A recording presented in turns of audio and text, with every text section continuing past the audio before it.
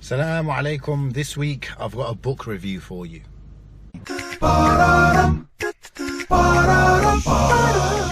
Assalamu alaikum warahmatullah. It's Amin here with Sirah Masters, changing, developing the Muslim mindset for success. Nearly got it wrong there. This week I've got a book review of Lost Islamic History. As you know, I'm a big advocate of reading regularly, reading different subjects. Yes, Islamic sciences, but also humanities are very, very important. History, geography, like applied geography, I don't know, neuroscience, anything like this to understand the world better, to best apply what we learn from Islam to it. So and just to further ourselves in being the best nation, if you like. So this book, Lost Islamic History, what would I say about it? It's a book that was recommended to me by my friend he actually has a bachelor's degree in history, and he's now doing a master's degree in Islamic history. And he's also just a super history geek. So I asked him for books that he would recommend me reading when it comes to history. I wanted to start learning. I feel like I didn't know too much about Islamic history. I mean history in general, to be honest. I knew bits and pieces, alhamdulillah, but I didn't have a timeline in my head of, okay, when did this empire come? When did that empire come? So that's kind of what I was looking for. He said, look, usually I don't read general history books. It's not something generally done. Usually what I would do is I would read about a specific person or a specific time or a specific region, right? So I would usually go into more specifics. However, if you just want to get started and you want something general, then what I would recommend is this and that. So one of those was Islamic history, Lost Islamic History. Lost Islamic History, it starts from when the Prophet ﷺ came, a little tiny bit just before that, and it finishes pretty much in early 2000s, I believe. So as it goes on, it gets a bit less detailed towards the end. Like after the fall of the Ottoman Empire, it gets a little less detailed. So a large chunk of the book is taken up in that rest of the period, which is the most of the Islamic history, right? So how does it deal with it? Well, it goes through different periods in Islamic history. So it starts with the time of the Prophet ﷺ, then the time of each Khalifa, Rashida, and then it goes on to the Umayyad Empire, the time of the Umayyad Empire. Then it moves on to the Abbasid Empire, and sometimes it has little tangents where in the same time, for example, as the Abbasid Empire, there were small groups of Shia who were trying to gain political power in the area that the Abbasid Empire controlled. So he would mention some of that as well on the side, like separate little mini chapter, but all in the context of being in the time of the Abbasid Empire. And then it just goes on chronologically. It goes chronologically. There is for example, a chapter which has a bigger focus on Al-Andalus, because there's a lot of lessons to gain from Al-Andalus. So in that chapter, it kind of starts from when the Muslims first got there until when the Muslims then left there and stuff like that. And then there is a time when towards the later history, the kind of 1600s onwards, where it focuses on the three, I think they're called the gunpowder empires or something like that. The three empires which around the time when gunpowder was invented. And these were three separate Islamic political forces, and he goes through each one in their own kind of mini chapter as well. So I like how he does it. It's a general, giving you general context, and then he sometimes also goes on little tangents to zoom in into little areas. Okay, certain things which are small in the number or their occurrences, but their effect was big, such as the Hashashiyin, which were a small group of Shia who were assassinating a lot of the, I believe it was the Abbasid leaders. So yeah, those three gunpowder empires, the Ottoman Empire, the Safavid Empire, which was the Shia empire, very focused on Persian nationalism, but also with a little bit of a Shia twist on it. And then the last one was the Mughal Empire in India. So yeah, that's basically how it's laid out. When it comes to history, there will always be some kind of bias, some kind of leaning. It's very hard to just be completely objective, like this happened. The way you write it is going to make you lean one way or another. In that sense, I feel the book was mostly neutral. I felt comfortable reading it. I didn't feel like I was being taken on a journey so that I would come to a certain conclusion.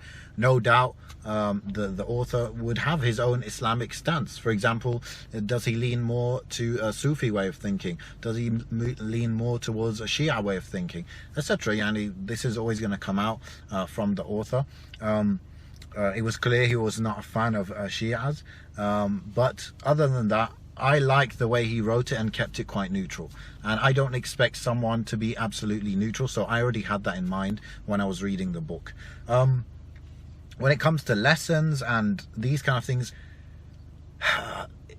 I think, Allahu A'lam, I haven't read too many history books, but I feel like if you just lay out history and you say what happened and you describe well, then the lessons pour forth. It's not necessary to point out lessons, key lessons.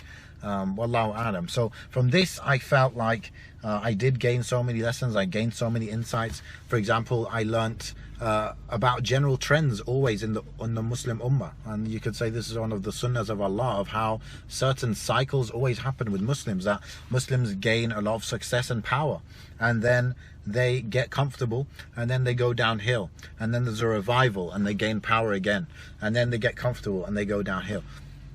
This is a recurring theme. Also, having leaders who are not very Islamically inclined, that seems to be a theme.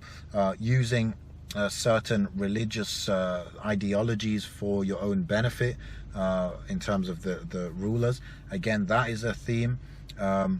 Muslims, what I found interesting was how back in the day, I feel like when conquest seemed to be very common, conquest seemed to be just a natural way of things going about, and it wasn't so much maybe the way we see it now, where this people is conquering these people. No, it was more like, for example, when the Muslims expanded, for example, into Sham, Syria and Iraq and these areas, it was not like the Muslims were conquering those people. It was like the Muslims were taking away the Byzantine Empire, the Roman rulers, and they were now the rulers. And so from the perspective of the people being conquered, it was just, okay, we're stopping the guys at the top, right? And if the guys at the top are a bit better, more justice, less taxes, then so be it. Like, they didn't seem to attach to who was ruling them, because already it wasn't someone from themselves ruling them. They seem to be used to this idea that someone different to us is going to rule over us. I don't know if they like that, but this was a big theme mentioned, that a lot of the people who were conquered by Muslims, and it was a large part of the Muslim world, was conquered by battles and stuff. The people being conquered were fine with it generally, because they were allowed to still practice their religion, especially, for their Christian, Jew, etc. They were allowed to practice it usually better than under the previous rulers, and their taxes were generally lower, and there was generally more justice and less corruption, and so they were happier to be ruled by Muslims than by the previous conquerors. So I thought that was interesting, and I thought it was also interesting the fact that in large parts of the Muslim world, only 10% of the population was Muslim, but the fact that the people at the top in authority were Muslim meant that there was all the benefits of Islam throughout the society, and of course many people became Muslim.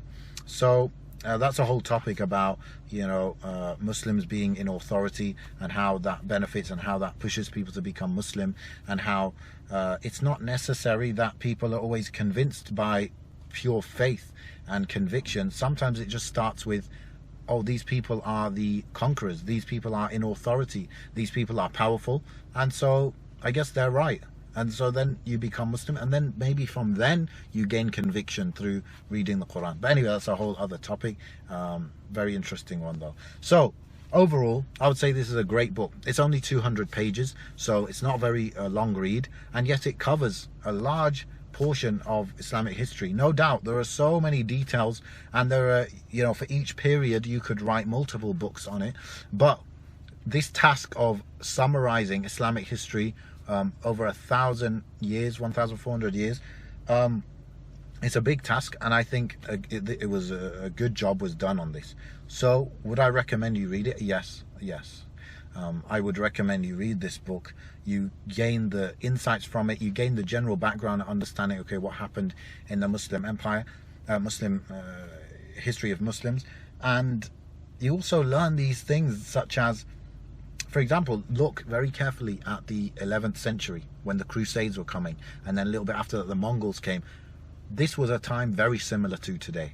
So when you see what has happened to the Muslims before, and then you see today, you realize, oh, it's just a cycle. Yeah, it's just a cycle. Yes, we try and improve things, try and get out of any slump that we're in, but it's just a cycle as well. And so just how the terrible times left and were ended back then, a few hundred years ago, they will end now as well eventually.